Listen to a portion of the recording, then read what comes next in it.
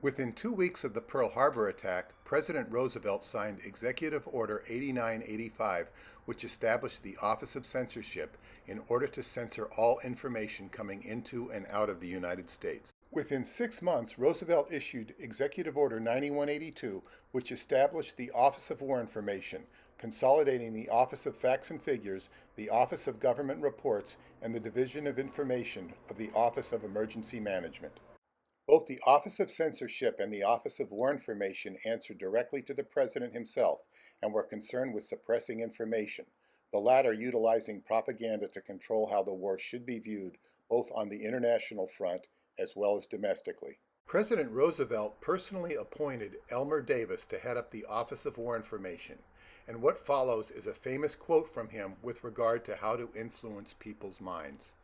The easiest way to inject a propaganda idea into most people's minds is to let it go through the medium of an entertainment picture when they do not realize they are being propagandized.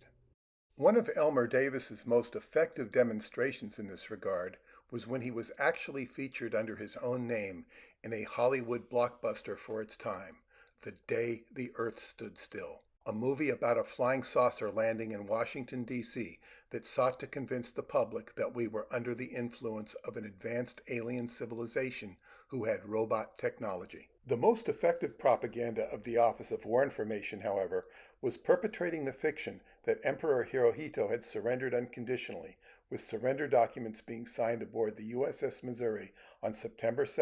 1945. In actual fact, President Truman did not declare an official end to hostilities until December 31, 1946, in Presidential Proclamation 2714, stating that, although a state of war still exists, it is at this time possible to declare, and I find it to be in the public interest to declare, that hostilities have terminated.